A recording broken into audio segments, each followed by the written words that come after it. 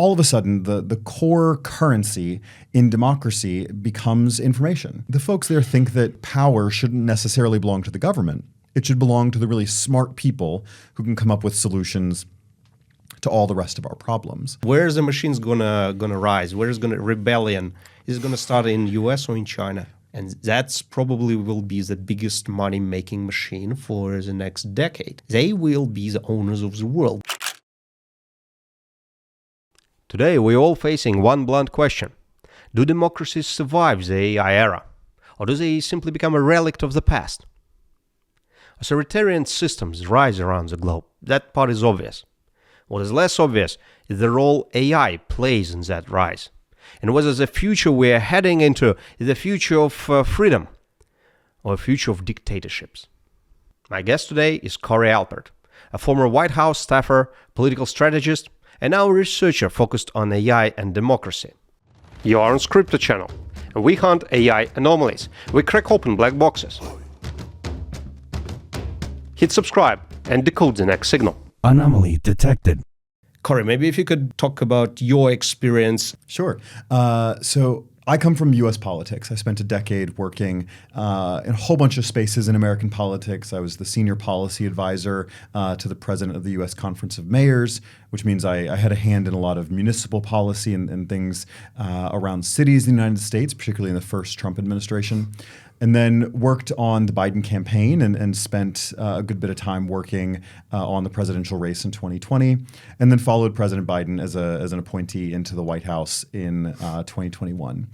After that, I spent 3 years getting to travel around the United States and travel around the world, helping set up the trips and the engagements that the president, vice president, and their spouses were doing. So having a hand in the conversations that we're having about American power, about the U.S. government, about what the U.S. government can and should be doing anywhere around the world. And that was an incredibly exciting job. I got to go all over the world and meet with some really fascinating people, and had a wonderful time doing that. And then in 2024, I came here to Australia. I was brought in by the University of Melbourne to start working on a project looking at the impact of AI on democracy. So by academic training, I'm a social psychologist. So I look at sort of the individual level interactions of how any of us interact with particularly social media algorithms and what downstream implications that has on our decision making. So on our sense of our satisfaction with this idea of democracy. You know, it's interesting because my personal main field, like professional field, is I'm a behavioral economist from Columbia University. And what I do is I research how groups of people make decisions, including democracies and authoritarian countries as well. So again, we basically colleagues. We're doing very similar thing. It makes me super excited about what kind of things we're gonna discover today. Totally. Well, I think there's no real doubt anymore that the world is getting less free. Over the last few years, the democratic tide has been shifting in the wrong direction. More countries are sliding towards authoritarianism, if not outright totalitarianism. Russia, China, Turkey, now even America. The pattern is pretty hard to ignore. The world is drifting away from democracy. And then at the same time, AI is rising everywhere.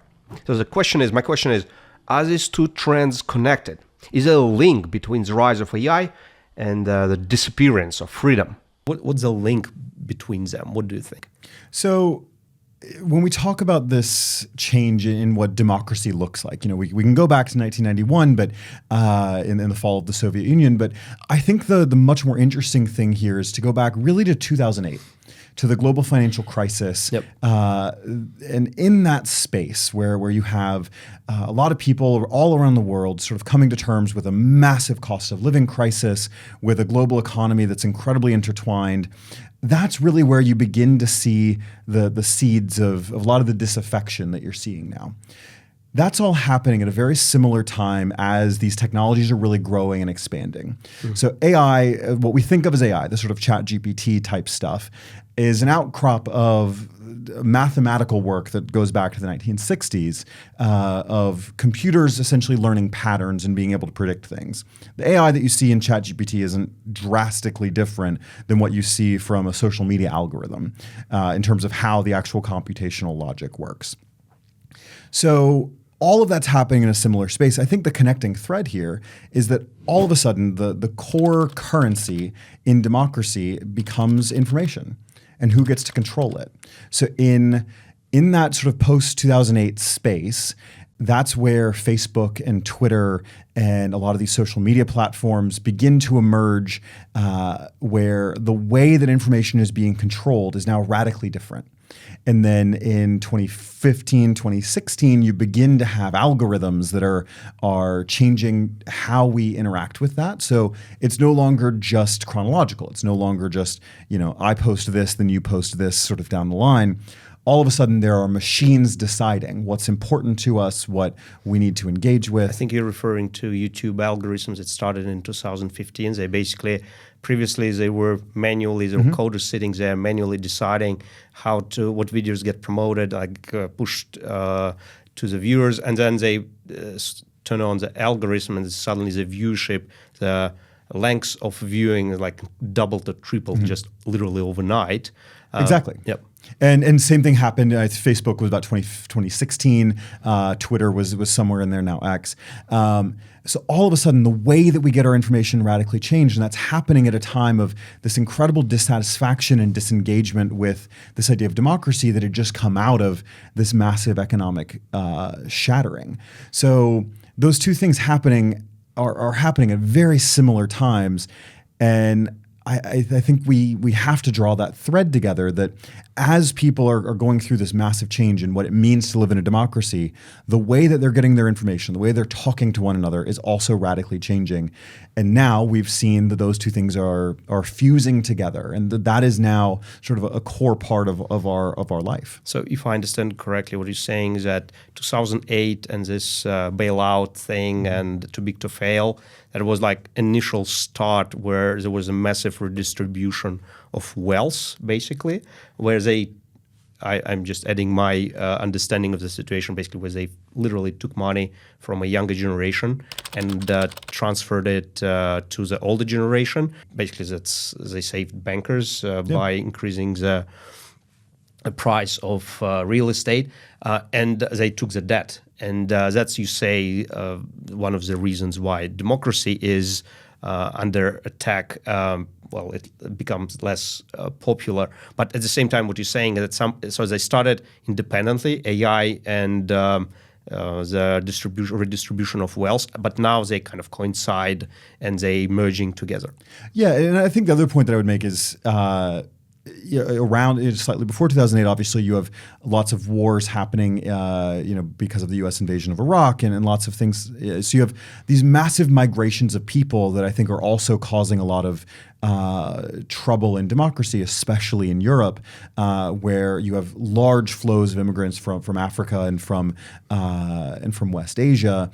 And similarly, you're seeing a very similar pattern happening in the Americas, where you have flows of migrants coming from Central and South America up to the United States.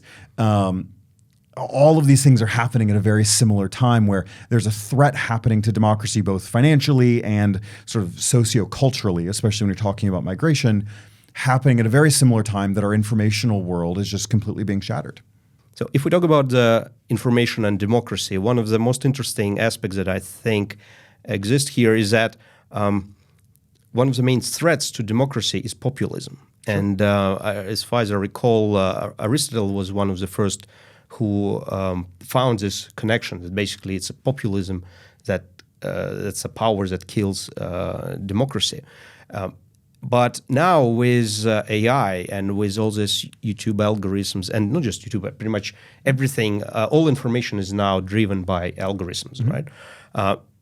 In this environment, populism becomes extremely easy to do. Because previously, when we had just TV, it was very difficult to be a populist. Yeah. Now it's basically, if you're not a populist, you're never going to be famous, or let's say on YouTube. I just know as a YouTuber, it's the way how you promote something is you say something outrageous. Yeah. It doesn't matter on what, you can be left or right, it doesn't matter. It has to be something that creates a lot of response, comments, likes, so you have to say, you cannot be in the middle. You have to be on the edge, and that's what populism is. Well, I think that's entirely right. Obviously, the algorithms that govern our informational lives, you're exactly right, point towards the more extreme, towards the thing that gets likes and clicks and views. I would also flip the analysis here. So that's true of content creators, of people talking, but it's also true on sort of a mirror image of how we all receive our information. Yeah. You know, in a TV era, in a radio era, we all were listening to very similar things. We would watch, you know, the same news broadcasts. You could more or less know based on where someone lived and sort of a couple of things about them. You knew what stories they were listening to. You knew where their informational world was. Now, you have an entirely different media diet than I do. Even if, you know, my best friend who lives near me and does very similar things to me may not know anything that I know because because those algorithms have fractured our media information so much that we no longer live in the same universe. No. We all have our own universes now. Exactly. Yeah. And that, I think, drives a lot of this. We've moved so far away from this idea of an audience, a listening public or a reading public. But how do you find a common denominator here? Because like the whole purpose of democracy is find this kind of average, basically, solutions that works more or less for pretty much everyone.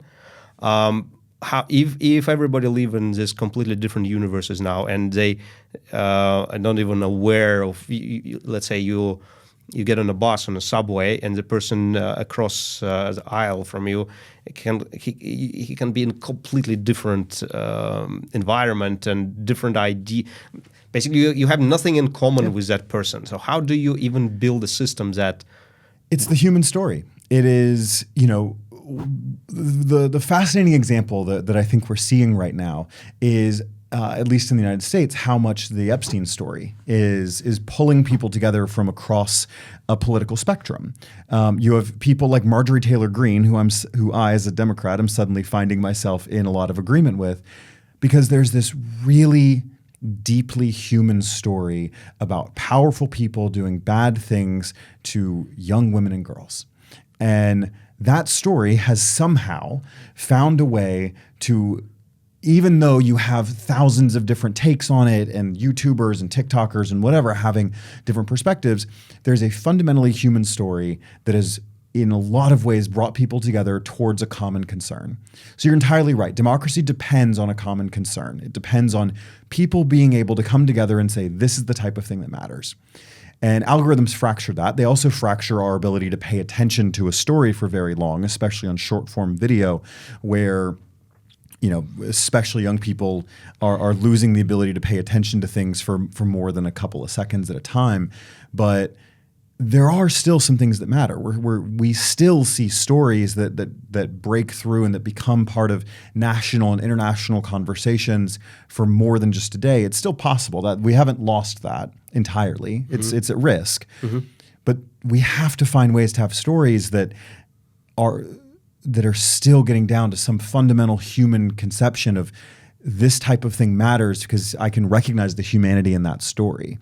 And I think this is something we're going to have to figure out as a society, is how do we harness the power of these technologies to still be able to do that? Otherwise, if we continue down the trend where we're currently at, where everything becomes fractured and we can never find anything that all of us agree on, then we're going to continue living in this space where we're going to oscillate between incredibly polarized versions on any side of a particular political aisle. I don't necessarily believe that left and right is a useful distinction anymore, but we're going to keep moving back and forth between extremes until we can find ways to harness any of these media that are not going away to be able to tell really meaningful human stories in a way that reach a lot of people.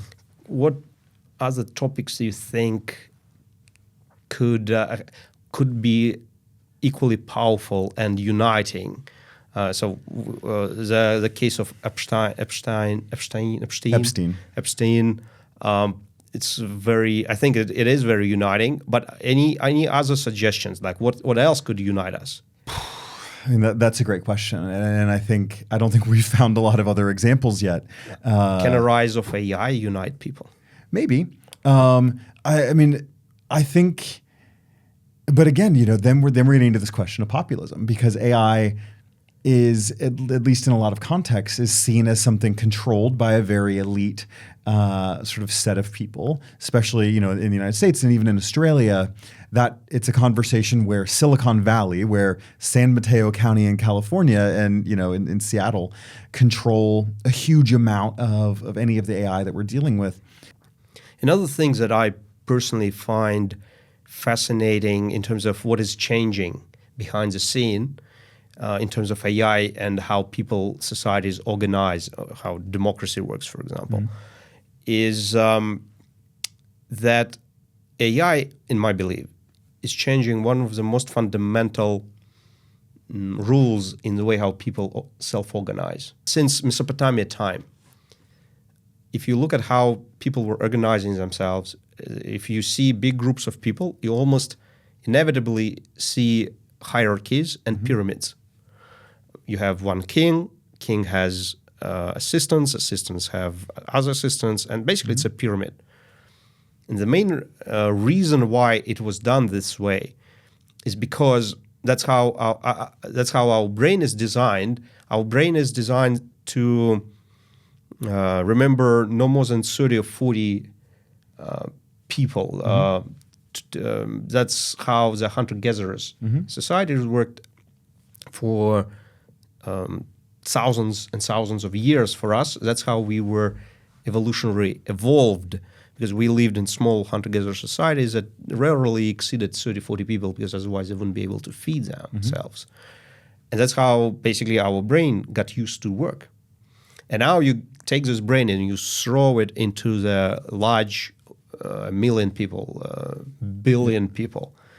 And the way how that was organized is that you have 30 people, and they have one manager above them, and then you get 30 managers, one manager above them, senior manager, and pretty much the story of any corporation in the world. And that's very much the same way how governments were organized. What is happening now is, once you have AI, again in the social media angle, AI is basically allowing you to have a one-on-one conversation between, let's say, a leader and any number of humans in that group. Yeah. Managers are no longer needed. It's flattening of the pyramid.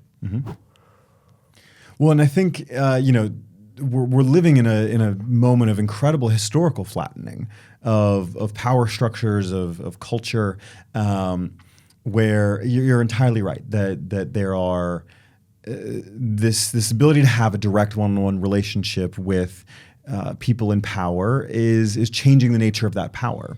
We've seen this relationship change quite a lot in the last 100 years.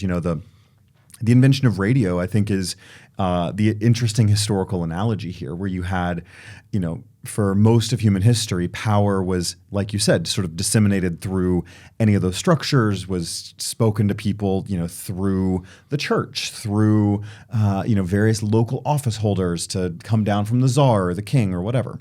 And then all of a sudden with radio, you had leaders that could speak directly to people in their homes. But it was one way.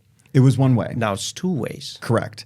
And I think that's a fascinating, it's an update to that paradigm where, again, like you said, we've really flattened that relationship to where the gatekeepers don't matter as much, where we don't have as much we don't have as much boundary between people in power and people. So it's almost like literally direct democracy is the way how it was done by ancient Greeks. Because back then you go into town hall and everybody see everybody, and you just make that decision right there on a spot. In a way, I mean, I think that's how the internet of 2006 worked. But I think algorithms. I think that's what the internet does. The sort of the networked power of the internet itself. I grew up in the early 2000s with Tumblr and MySpace and all of that, where that was possible, where it was possible for someone to gain traction, but there was still a sort of humanly traceable set of decisions that I could see about how information got to me. When I saw a post, I knew it was because my friend Vlad shared it, not because an algorithm that I don't entirely understand got it to me. So I think I really idealized this sort of moment, sort of pre-2010 or so on the internet of how things were able to move. And I think post that, this algorithm has done something differently than flattening. I entirely agree with you that this power structure and this how we relate to one another and how we relate to those in political office and in business office and all that is really flattened. But I think this algorithm has introduced shapes and valleys that we don't entirely understand how they work anymore. You have people who can go on their TikTok and can move markets and can have a sort of political power that is not elected, is not accountable, and they have now a greater degree of access to people in political power for whatever reason. I think these algorithms have changed the way that power is granted and is sort of accessed by people in ways that I don't think we entirely have grasped in this sort of psychological sense. I think people are really concerned about the power structures behind all of this, by the fact that there are decisions being made by entities that we don't understand. At the end of the day, that's the heart of the Epstein story. That's the heart of many of these sort of massive political scandals, is that there are powers at play that we don't understand, that we have no ability to engage with.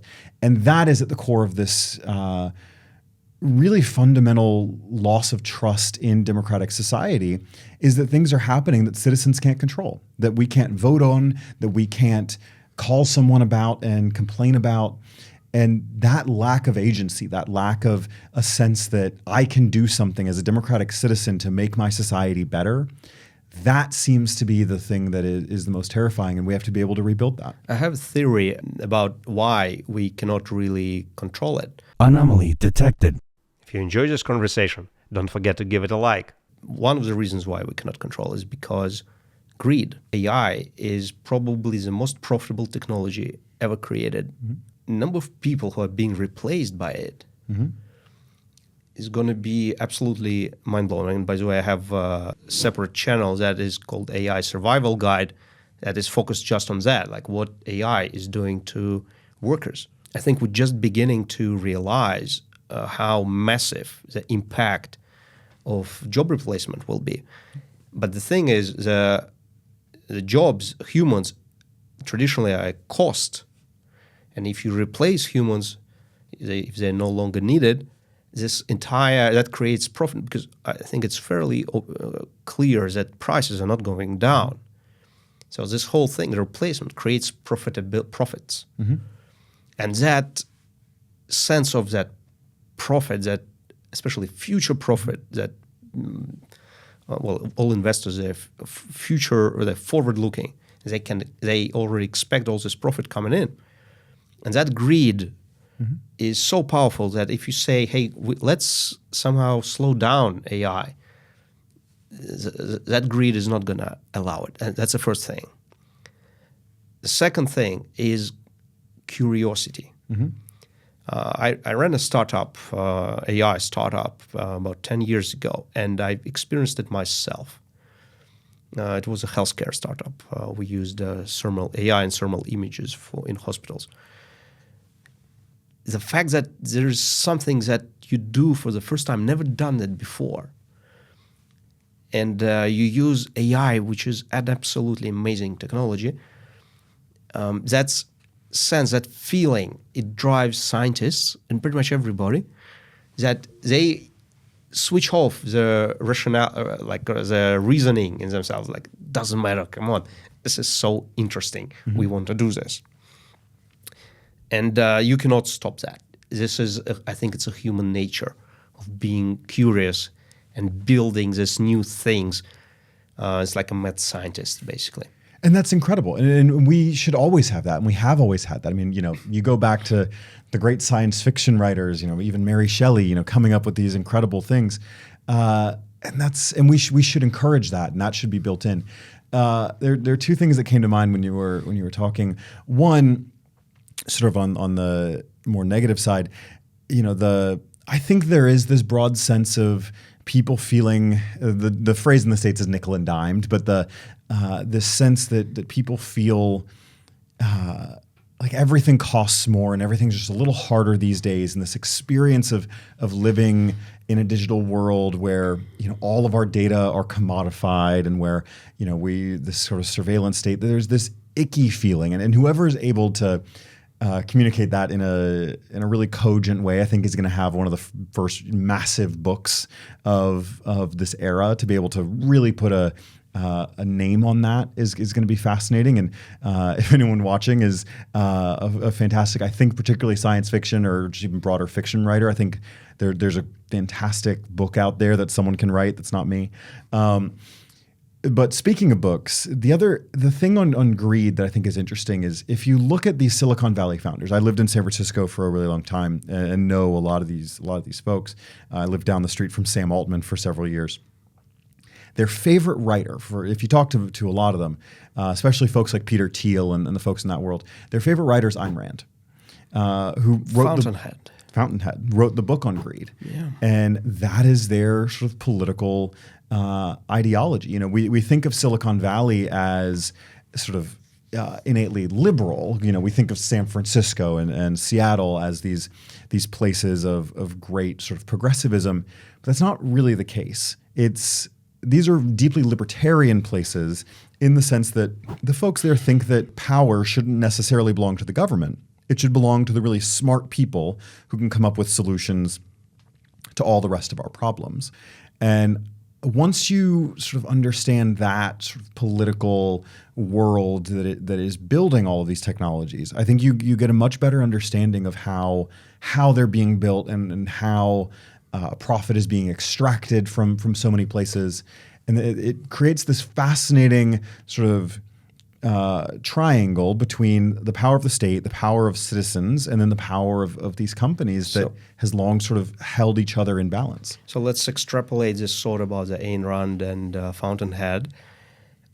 Let's say Howard Roark won, not just as an architect, but as, let's say, Sam Altman as a Howard Roark. And I love that. Yeah, that's an interesting analogy. How's the world going to look like because in the Fountainhead, Howard Roark basically eventually won, if you can call it this. He went his way. So let's say in our world here, Sam Altman and alike, hand in hand with Elon Musk, they succeed and they reach that sense of purpose. How's it going to look like for the rest of us? Well, I think we got a preview of that in the first 3 months of the Trump administration when Elon Musk was, in charge of huge amounts of the U.S. government apparatus, where he was allowed to have essentially all the power he wanted, where he was cutting and slashing these programs that we've built up over time that people depend on and that people have come to depend on their government doing, where Elon Musk has convinced himself that can be offloaded or that people don't deserve to have them. He was converting the government into an app. Exactly. Russia has done the same similar thing about 10 years ago as I started doing this, and that turned out to be working very well. You basically don't need this state apparatus in reality in our time. No, it's a relic. Well, but I think this is an interesting pivot point for us to talk about the relationship between these tech worlds and the state apparatus. And I think a place where that's really interesting, obviously, is China, where the building of a lot of these technologies really is going hand in hand with the state apparatus. You have Alibaba, you have Tencent, where these tech development companies are, in many ways, doing a lot of things. There's an interesting relationship between what they're doing and the state itself, where in the U.S., they've largely been separate. Silicon Valley has seen itself even a little oppositional to any government. That's, I think, changing quite a lot now. I think you now have Silicon Valley seeing itself as its profit incentive being more aligned with the mission of the state instead of the people. But some people say they're merging. I think that's right. But I think that's a fascinating point to talk about China, and you've had a ton of experience there. So, how do you feel like that conversation is moving? How do you feel like these things are developing in China, and what's the future, and how does that relate to what comes next in this world beyond the sort of U.S. model here? One thing that I spent about 5 years in China as a journalist, Forbes columnist. Interestingly, I was writing about China for Eastern European, more specifically for Russian Forbes Moscow. Back then, it was owned by, the whole Forbes Corporation was not owned by China as it is now. Yeah. So I observed this whole dynamic of how Chinese tech evolved. And one thing is pretty clear is the Chinese government obviously didn't want and still doesn't want for the tech and for what later became AI to be independent. That's 100%. And we can see at what happened to Ant, to Alibaba, to Jack Ma. Basically, at some point, when it became too independent and started building his own finance arm and becoming financially independent,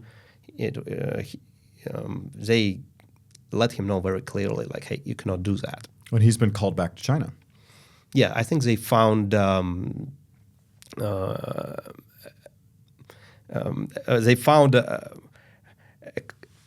they found a way how to organize this relationship, let's call it this way, that is suitable for all parties.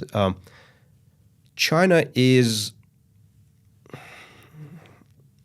I think, the most importantly here, why that matters, what is happening in China to all of us, is that this is actually the third major driving force behind AI. Basically, why AI cannot be stopped is AI is probably the first technology that is deciding the future in a way that whoever is not having AI does not matter. And you probably hear it all the time when somebody says, hey, let's regulate AI in the US. They say, hey, if we don't do that, China does it. Mm-hmm. It's competition. And I think it's very clear that nobody really wants to lose this competition, because this is probably the most important competition in the world. One interesting thing about how AI is developing in China is, I just an anecdote from my personal experience. In 2016, when I was in one of the events in Beijing, and Jack Ma was there. Mm-hmm. And Jack Ma back then, and that's 2016. Back then, he was just repeating the same message: is AI is the future. AI is the future. If you don't have AI, you basically you're non-existent. Mm-hmm. And it was pretty clear that the government, Chinese government, also understood. You could see this everywhere.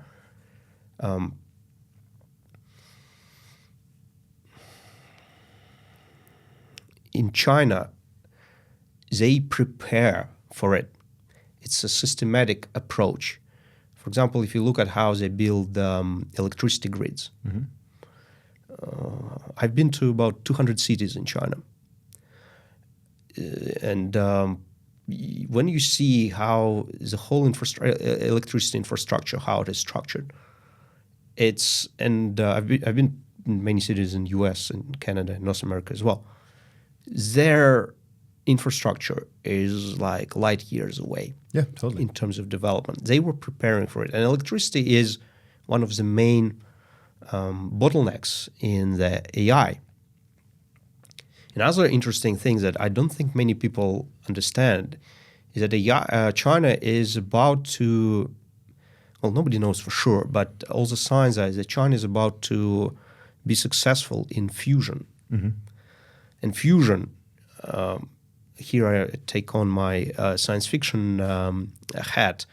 Fusion, I think, is the power that will be driving AI. There's no way you can use oil, natural gas in, let's say, 10 years from now to power AI. This will be like a relic, like a steam engine, something like Totally. that. Whoever gets a fusion first, and fusion is virtually free, basically converting water, hydrogen into unlimited energy. You can, whoever gets there first will have enormous power over AI, enormous advantage in terms of AI development. China is about to start. China is ahead, basically, of the US. Oh, for sure. In fusion. And they got a lot of technologies from Russia, by the way. Entire fusion reactors. They bought the East reactor that is currently, it's actually used to be in Moscow. They just bought it. And they built the whole program based on that. China is progressing incredibly well in AI. And one thing that I want to, interesting observation that I had from China is that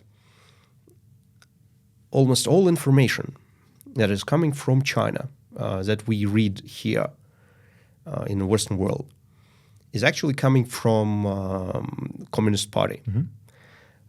They control almost every informational channel that is coming out of there. Yep. So when you read the stories that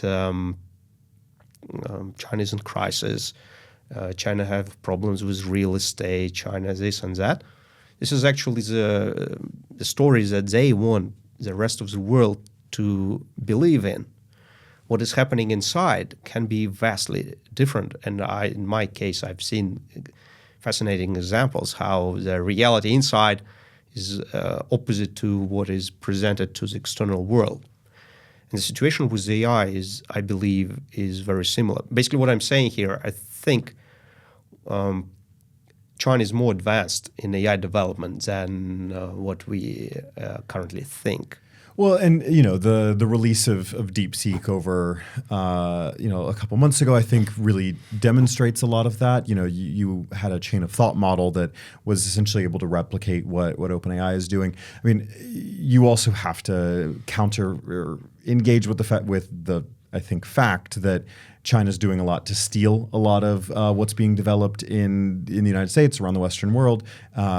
I find it a little difficult to believe that they're able to develop some of these things without engaging in some of this corporate espionage. But Deepseek was an absolutely ingenious thing. What they did was Deepseek. I can just to give you an idea. There were a few things that they did amazingly with Deepseek, but one that never stops me to fascinate me is actually they trained this model to use, let's call it this way, Western models, existing models, as teachers.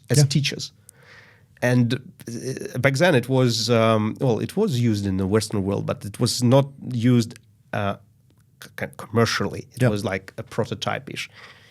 China, Deepseek has managed to build this student model that was teaching from, it's called distillation. Basically, they call it distillation. So they distilled the teacher model into a much smaller student model, and it turned out that the student is equally smart. And I think the other thing that's really interesting, yes, all of that is incredibly important in terms of the development of the technology. I think the other thing that's really important about Deepseek is that it's open source, which I think you saw over the course of about 3-4 months where China really clearly articulated its vision for what AI is supposed to be. You saw the release of Deepseek. You saw a lot of information coming out about how Deepseek was built, and obviously that was the flagship model. But then going into the SCO meetings in, I think they were in July, where you had Xi Jinping, you had Li coming out and really setting out a very clear vision for what a Chinese-led AI regime would look like. And they very clearly pitch themselves on having responsible regulation, of having of essentially being an AI building regime that people could trust. And they're very clearly pitching that in a world where it doesn't seem like the U.S. government is interested in doing that. And in fact, that was at a time where the budget bill that was trying to go through the U.S. Congress would prevent any AI regulation for 10 years. For states. Yes.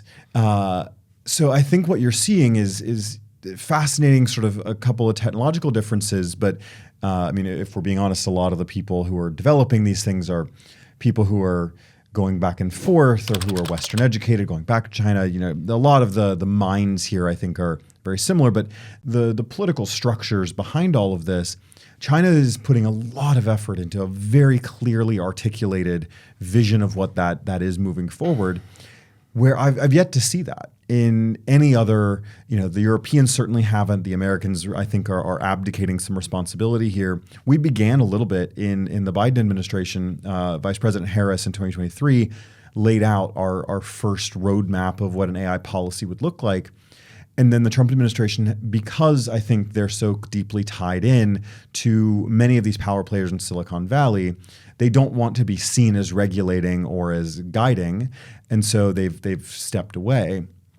Or I think the Chinese agreed, and I think the Chinese have really established a model where the state is integral into how these things are being developed, and so they feel like they have this ability and this willingness to go in and say, this is how we as a nation are going to develop these future-making technologies in a vision that moves forward. Do you think that if there is a rise of machines, China will be a safer place than in the U.S.? Where is the machines gonna rise? Where is rebellion?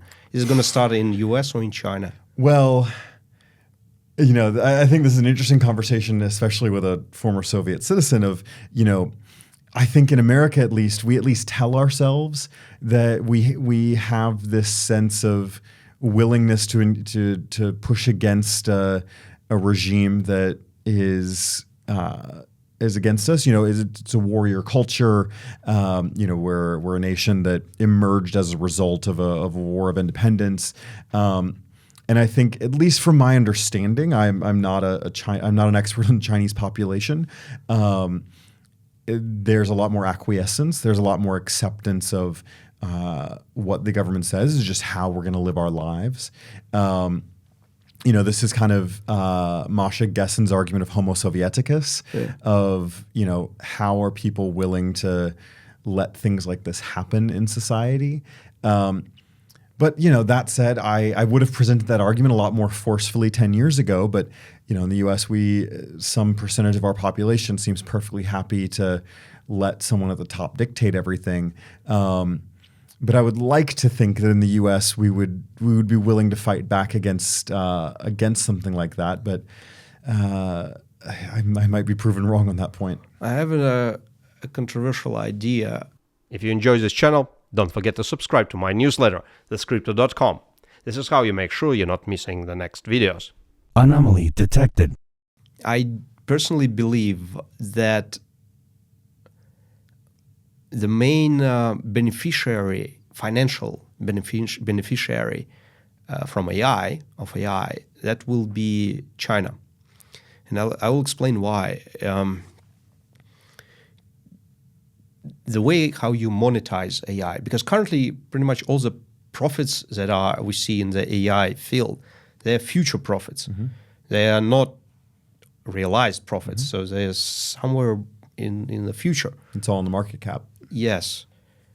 But the way how you monetize AI is by one of the way, probably the main one, is you actually implement AI. You build this AI, you put it into some product.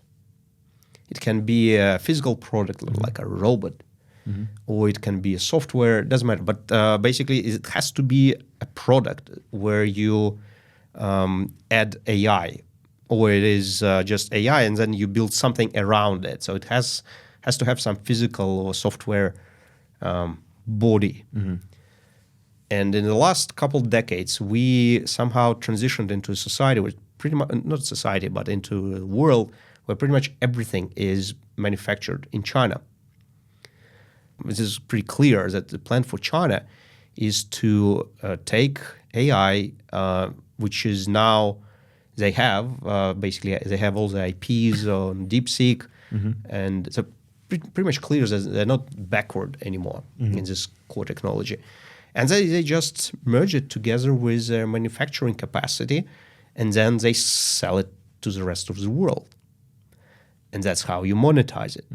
And that's probably will be the biggest money-making machine for the next decade. Yeah, I mean, that question of manufacturing capacity is interesting. You know, I don't think they've figured out how to do that quite yet. You know, the American commercial model is obviously still very dominant. You know, you look at the market caps of any of these major companies, and the American companies, especially Meta, Alphabet, and Microsoft, are massively ahead of the game. I think where this comes into play, and actually I think China's greater asset is probably its relationships through the Belt and Road Initiative, where you know, the reason that these American companies are as deeply embedded as they are is because or as large as they are, is because these companies are embedded all around the world. Any search that you do, there's a reason the verb is to Google something.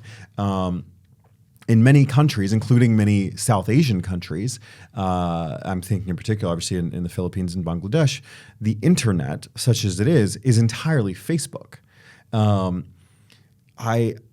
I think that until China is able to figure out that kind of cultural power around how these technologies are used, I think that that's their limiting factor here, is that they may well be able to integrate themselves into a certain type of manufactured AI. They may well be able to engage themselves in certain sectors, but until they're able to go very broad based, and where the AI that they're using or the AI they're developing is something that becomes household name and commonplace in especially in these growing places in Southeast Asia, in Africa, South America even, and they're nowhere near there yet. Their cultural power isn't there. Their level of cultural engagement isn't there yet. But obviously that's what they're trying to do with BRI. They're trying very hard. They're trying very hard, but America's had a 100-year head start in terms of cultural relationships. Even now, where you have incredibly warm feelings towards China in Africa, or again in parts of Oceania or Southeast Asia, they still only watch Hollywood movies. They still listen to American pop stars.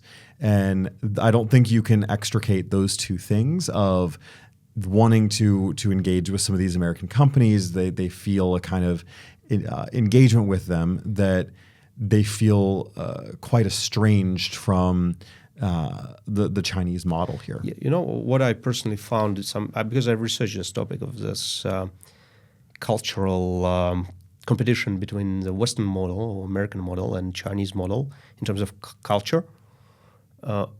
What I found is that Chinese culture is incredibly strong, I've researched this for decades now. And especially when you are inside of China, it is absolutely if you look at the history, the way how they were subduing neighbors in a soft way, using soft power. We'll look at Korea, Japan. You can sense this. The influence everywhere, the writing, similar characters. Power of Chinese culture is incredibly strong. It's probably 5,000 years of that history. Literature, layers and layers of literature like nowhere in no other place. Somehow, that power is very strong inside China, but it is not. At least I think they haven't found a way how to make it global. And I was thinking a lot about would that be possible or not? And I think in the era of AI, where we are actually facing a situation where languages will be no more. And I think it's pretty clear now. AI is making just going to be one language. Those translators, you just put that device and it translates everything to you, and whatever you say translates to all languages, like in YouTube, for example. Tomorrow, once we publish this, it will be, you can listen to it in 50 languages. Yeah. Well, and language is a fascinating one. I just spent a couple of weeks in Central Asia, particularly in Kyrgyzstan. And was talking with a bunch of people there, and what's happening there, is particularly with young people, is they're not learning Kyrgyz, they're learning Russian. They're learning it because it means that they have a larger pool of social media that they can access. Yeah. Because you have, something like 200 million, give or take, Russian speakers, and you have 5 or so million Kyrgyz speakers. And so you're seeing this very driven decision where particularly young people are finding ways to make themselves more accessible to more territory online, and you're losing. You think it's driven by media, so they want to have access, access to that little universe, or to that. Yeah, but if the language is the same everywhere, how's this going to change? Well, I think language being the same everywhere is an extension of this argument that the young kid in Kyrgyzstan who wants to be able to scroll TikTok and have access to more content is going to learn Russian or English instead of Kyrgyz, because that's an entire broader world of content. And I think the end goal of that, or sort of the end evolution of that, is, okay, well, if you want to have access to more and more content and you want your digital world to be as broad as possible, well, language at some point becomes the only barrier. You're even seeing this within countries where we're losing regional accents, where you're losing regional culture because it's so much easier It's to going to be have just human language. Yeah. And I think that's kind of the logical extent.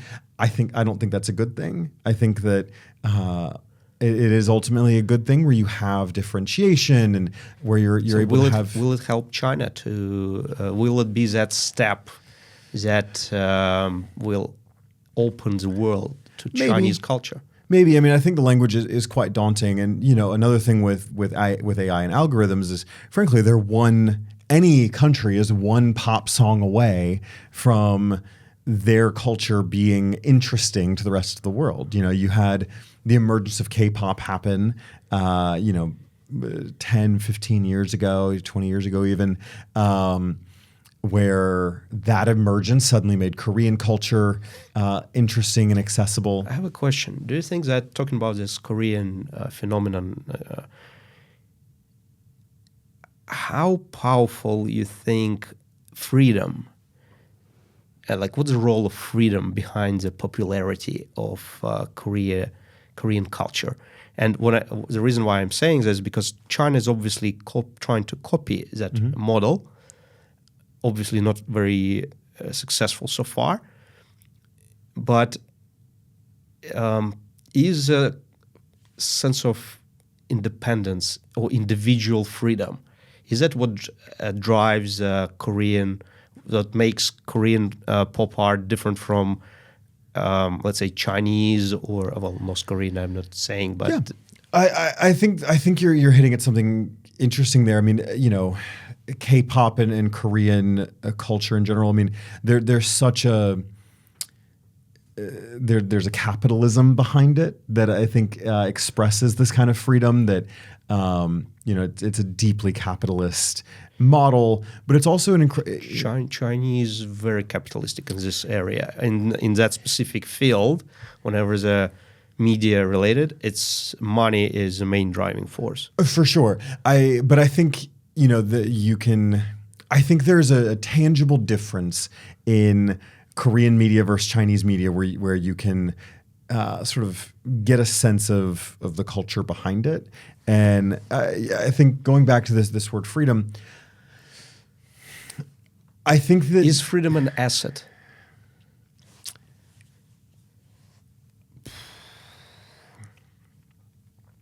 That's a great question. in the AI world? Can you talk a little bit more about that? How do you mean that question?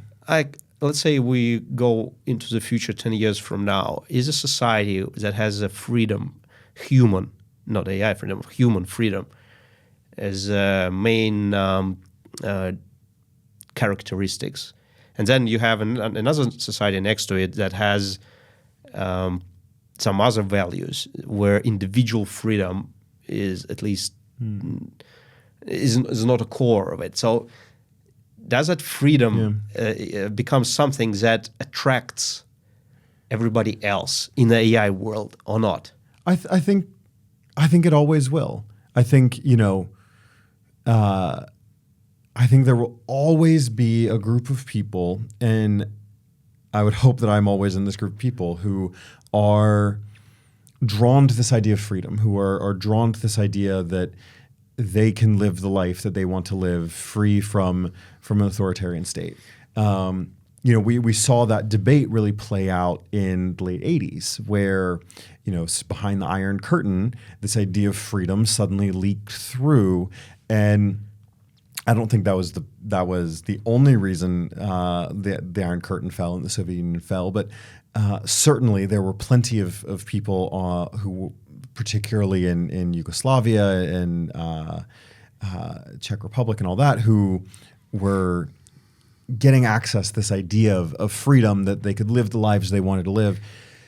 I think that's an incredibly powerful and infectious idea. And I think you will continually see manifestations of that. But I also think that runs against another very human trait, which is wanting to offload responsibility for decision making. Interesting. I think that there are the reason that I think, will almost always see human history have some degree of bipolarity between an authoritarian regime and a regime that more or less is expressing itself as the protector of freedom, is that there are two distinct human interests that are always going to collide. Which it's like is yin and yang, basically, some sort of. Exactly. Yeah. It's this desire of, I want to live my own life, I want my own freedom, I want my independence. But at the same time, I think we all have this desire at some level to offload the responsibility for someone else to make the decision. It's this sort of inner child argument that we can sort of get overly therapized about, but I think that those two things are always going to play. But the other element of that is there's always going to be people seeking power. That is a fundamental part of human psychology. And I think that's where an authoritarian versus a sort of more liberal regime setup try to answer that question in two different ways.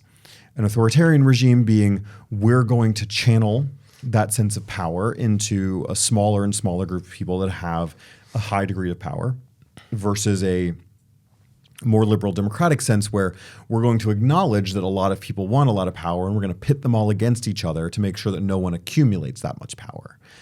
But there's always a recognition that is an innate function of human psychology. So, but I think that will always manifest itself in as if we're always going to have a multipolar society, globally, we're always going to have somewhere on that spectrum, because that is how humans are wired.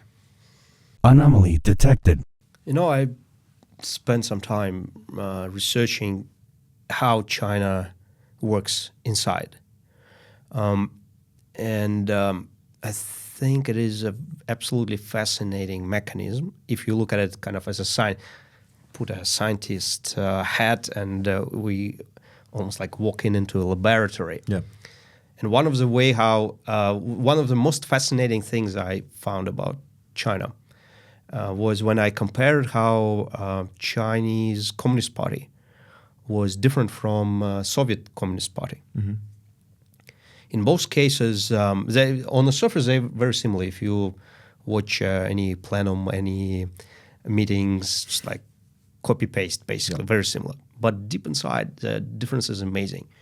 And one of the interesting thing is, and actually what I'm going to say now is controversial, and I still struggling find a way how to deliver this message and idea, especially in the West, both in the Western and in Chinese world as well. But look at it as if it is a science project. So both Communist Party and in Russia and in China, they have roughly, let's say, about 10% of the population. The number of people in those parties, about 10%, or slightly less, depending on how you count the denominator. The most fascinating, but there is one fascinating difference between them. In the Soviet Communist Party, if you were in a party, you could, your life was basically beautiful and perfect. Mm-hmm. You received all the benefits, and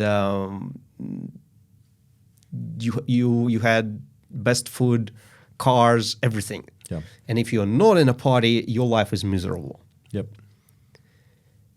In China, and that's where the controversy comes, the things are different, opposite to this. If you are as a member of a Chinese party, interestingly, that's where your life is miserable. And this is something that I found absolutely fascinating. As you read, for example, time to time, you read newspapers. And in newspapers, they say, they basically say how hard the life of a member of a communist party is. You can read all the hurdles that they have. They have to spend their weekends. They have to work non-paid. And I know you will say, hey, come on, but what about this corruption and everything, and they can extract money from. That's true. But it is, in terms of scale, it is much smaller than we think. Most of this 10% of people, they're actually not getting anything financial at all. They spend their, opposite to that, they actually have to pay memberships, and memberships are substantial. Talking about this fact that there is a layer of people in every society that want, they want not just freedom, but they want to do something, right? They're doers. They don't, they're not afraid of, they want this responsibility. They don't push away that responsibility. That's what you said. Yeah. They want to accumulate it. Yeah. So, in the Chinese Communist Party, the whole system, the way how it works, it actually self-filters those people who want to be an active decision maker, an active doer, not because it is paid, but because that's their internal nature. This is what they want to do. And for example, a very similar picture. I currently in my strata, I'm a secretary of my strata. We have like 150 units in it. About 10% of people actively involved. The rest 90% do not care. Yeah. The same thing if you extrapolate it to China. It's exactly the same pattern. But the reason why it is important is that I think this whole system was built intentionally, was designed intentionally. And the reason why it was built this way is because they wanted to make it resilient to populism. Going back to Aristotle, Aristotle was first to show that the main pathway for democracies, this is how they got extinct, this is how they get destroyed, is by populism. Because everybody have a voice, one person, one voice, and one guy comes in, says, hey, I know what to do, and he just promises whatever he wants to promise, and here it is. It's the populist wins, and the next thing, the next morning, overnight, there is a transition to a dictatorship, basically. Chinese model is actually built, again, this is my theory, Chinese model is designed in a way so that only those 10% of people who self-select themselves, they are going into this party not because of the financial benefits, but because this is who they are. They want to be a part of the decision makers of dealing with this responsibility. And that, at least that was my initial thought, that this was the main mechanism that was supposed to prevent Chinese system from populists. And but now, as we know what happened recently in China, it's a big question of has it happened or not. Yeah, that's a really interesting point. I think you can have a sort of anti-populist authoritarianism, and I think I definitely agree with your characterization between the Soviet Communist Party and the Chinese Communist Party. I think that's right. It's a fascinating point. I think, what I question in all of that is who actually gets access to become a Communist Party member and a leader. Free. Anybody can.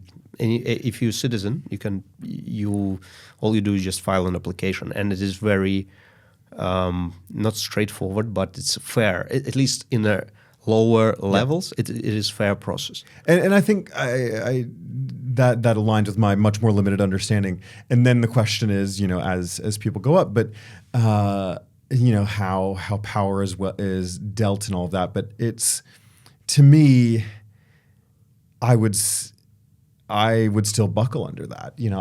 I'm quite a civil libertarian. But it is a democracy to some extent. You can get into this structure. You become a part of the decision making group. I think there's a difference between an egalitarian system, the only difference is that it's not visible on the surface, because American political life, it's everywhere. You probably the only place where you're not exposed to it is Antarctica. But for China, it's super tight. You don't have no idea what happens in that black box unless you try to kind of read the signs and tea leaves and everything.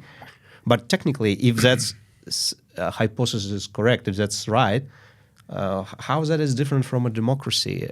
Well, you can get into 1,000 different arguments about what a democracy is. My conception of democracy is in which anyone in that society can contest power in how it's operating. So, in that conception, that's quite an American conception. It's quite a small r Republican conception. No authoritarian regime could ever be considered a democracy, because a democracy requires any citizen at any level can contest the decision of someone at the top of the power structure. A citizen in my ideal conception of a democracy can say, the leader of my country is doing something terrible, and their argument can go against any other argument in the public space. That is, I don't think this is super controversial. That's not possible in China. Yeah, and that thing that we saw, the Hu Jintao and Li Keqiang sitting next to them, I think it's very showing.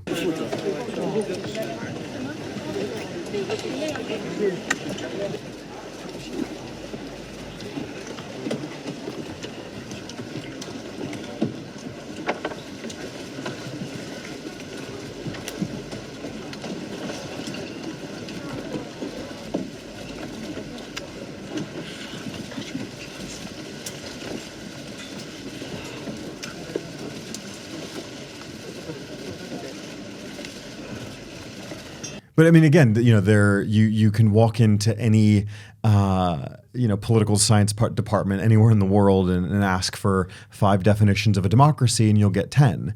This is incredibly up for debate. Something that I have to do in all my academic work is define that term of what I mean by democracy. But I think maybe that leads us into our final question of, can democracy survive in this? Can whatever idea of whatever democracy is survive in this space and in this world of rapidly changing technology? Do you want to talk about it first, or you want to hear my thoughts? Please. Because I gave quite a few thoughts to this, and I think there are 3 main ways how humans organize themselves that might remain relevant in the future. First one is democracy, and it's a very strong thing because basically it's a system where you get feedback, and it's kind of self-propelling and self-repairing system. Authoritarian system is probably also viable in the future. Without going into many details, we just see that the whole world is developing, kind of drifting towards that way. The question is where it's going to stop, but we don't know. But there is a drift. And then there is a third form of human group organization, and I call it wolf pack. Because the reality is that we don't really need that many, as we talked about, this 30 rule, right, flattening. We don't need, when I say we, I mean the groups, don't need that many people anymore to be functioning and to be profit extracting from AI. And we see that in big tech, right? Big tech are firing people. So you can think, just extrapolate a little bit further from current 100,000 employees. At some point it will become 1,000 employees, and they will be self-sufficient. They will be the owners of the world, basically. A wolf pack that they won't need to control territory. Like almost everything is on the cloud, and you just get in a small island somewhere, like Australia, New Zealand, and you feel very comfortably, and you don't really need to care about the rest of the planet. And this is your wolf pack. And I can see that the wolf pack form of self-organization might we may end up as the world full of small wolf packs running around, hustling, doing whatever they do. So it's kind of almost switching back to the hunter-gatherer society, where instead of a tribe, you have Facebook tribe. Here we have YouTube tribe, and they're more wealthy, more powerful than anything else. But that's pretty much how the society might be organized. It might be viable. Yeah, I think that's interesting. I think that aligns a lot with, what we were talking about earlier in terms of how media have fragmented and structured, where we went from having very localized media where, living here in Sydney, you would read the Sydney Morning Herald, you would watch the Sydney-based television, you would listen to a Sydney-based radio program. And now our informational and social worlds are global. I can read a newspaper based in the Netherlands. I can listen to a radio broadcast from South Africa. I can watch a TikToker in Brazil. Like you just described, our informational worlds are really fractured. But I think what we're beginning to see, just like you said, we're only 3-4 years into these things really being super prevalent in our society. We're just now beginning to see, I think, an emergence of the idea that human agency might still matter. Australia, this year is enacting a ban on social media for people under 16. Which is, as far as I'm aware, the first time in the Western world a country is regulating the use of these platforms in a really substantial way, other than sort of ad hoc. You can have this type of content, you can't have this. Do you think the age can be further raised to, let's say, 25 years and 50? 60? I won't necessarily get into all that, but it's. I think that I'm actually quite optimistic about the idea that democracy as this ability of people to shape the society that they're living in, for anyone to be able to be part of this practice of governance. And we can define that in lots of different ways, but I think we're going to see a reemergence of that. We're going to see a reassertion of that power as people begin to get a better understanding, and these technologies no longer feel so foreign and so abstract. And as people get a better grasp on that, they're going to have a better sense of how to direct that in a way that builds a society that they want to live in.